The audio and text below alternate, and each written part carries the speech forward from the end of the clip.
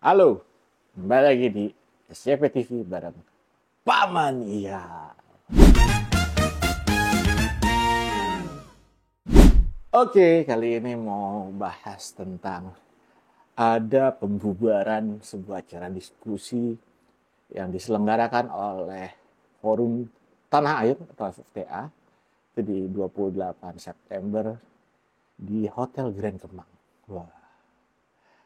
Jadi acara diskusi ini sebenarnya acara diskusi yang menarik yang berkaitan dengan diaspora.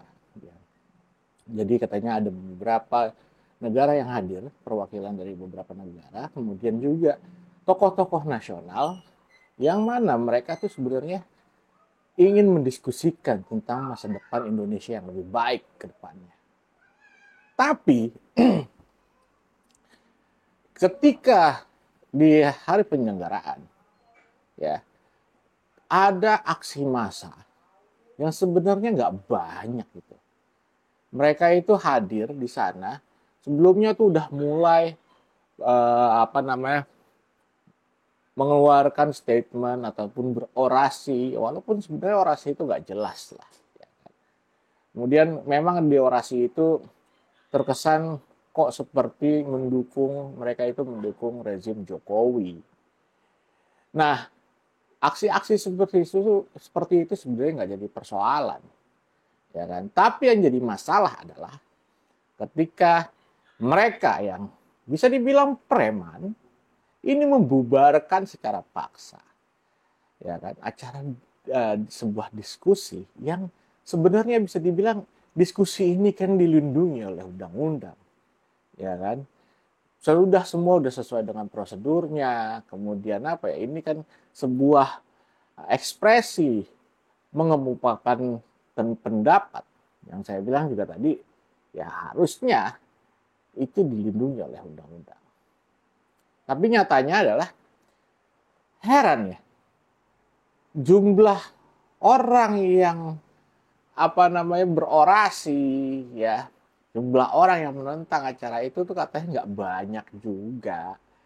Tapi kok lucu bisa menerobos pagar dari penjagaan kepolisian.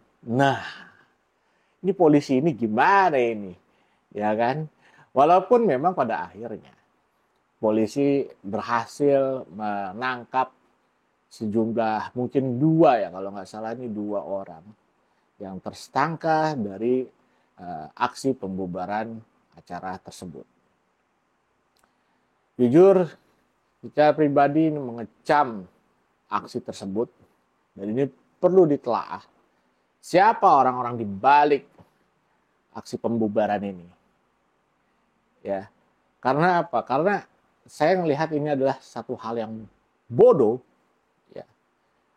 Karena udah tahu bahwa acara itu dihadiri oleh tokoh-tokoh, ya.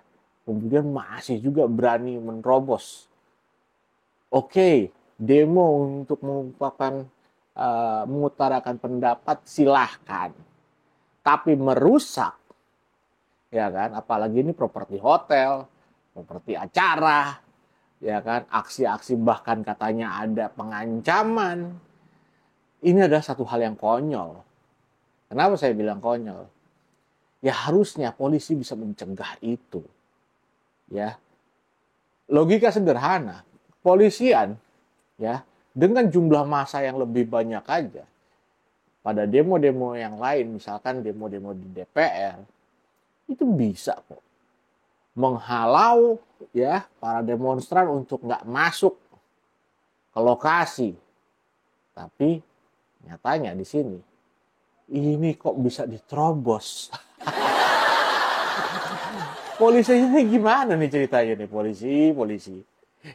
Saya bukan mau mendiskreditkan kepolisian, tapi saya menduga di sini ada oknum-oknum mungkin yang bekerja sama dengan orang-orang para preman demonstrasi itu. Ini oknum polisi ini kayaknya perlu diciduk juga nih, ya kan? Karena apa? Karena bisa jadi, ya, bisa diduga ada kerjasama dengan si para preman. Buktinya bisa diterobos itu penjagaan, ya kan? Karena apa? Kepolisian Republik Indonesia, ya kan, itu pasti punya kekuatan besar juga untuk menghalau demonstran. Demonstrasi yang lebih besar aja itu bisa dihadang, bisa dikondisikan. Ini demonstrasi dengan jumlah yang sedikit bisa diterobos. Apa jadinya coba kalau misalkan kita bisa menduga ada oknum yang bekerja sama dengan si para preman ini. Walaupun balik lagi, polisian memang sudah berhasil menciduk orang-orang yang diduga sebagai tersangka pembubaran acara tersebut. Pada acara tersebut itu ada beberapa tokoh seperti Refli Harun, Said Didu, ya, kemudian ada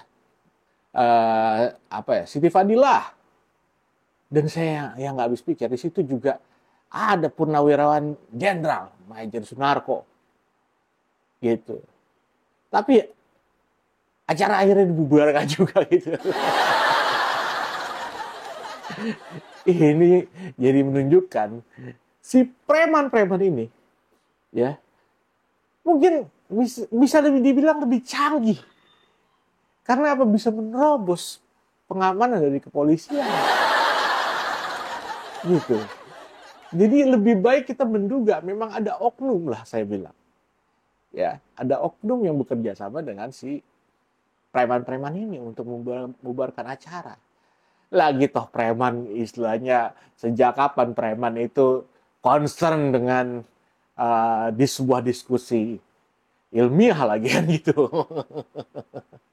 Biasanya preman, ya kan, masalah parkir ilegal gitu, mungkin transaksi narkoba, transaksi wilayah, perebutan wilayah, kan gitu. Ini acara diskusi, preman bisa punya ketertarikan di situ. Ini kan hal yang lucu gitu. Preman sekarang mungkin jauh lebih akademis gitu. Preman intelektual. Tapi biar gimana pun, ya, saya melihat kondisi seperti ini adalah sebuah kondisi yang memprihatinkan. Dan ini merusak demokrasi kita, mencoreng sekali. Ya kan, kita kayak hidup kembali di zaman dulu yang preman ini kayak punya kuasa besar gitu. Ini saya nggak berani bilang bahwa ada rezim pemerintah, saya nggak berani bilang seperti itu. Tapi diduga ya ada dukungan dari sana gitu loh. Diduga seperti itu. Karena apa? Mereka seperti menunjukkan dukungan kepada pemerintahan. Ini jadi hal yang lucu sekali. Demokrasi kita sekarang benar-benar sedang diombang-ambing. Saya nggak tahu kita bisa kembali normal atau enggak. Karena apa? Karena semakin hari semakin tidak jelas menurut saya demokrasi kita di mana. Oke, mungkin sekian aja dulu. Nanti kita akan kembali dengan topik-topik yang lebih menarik. Terima kasih.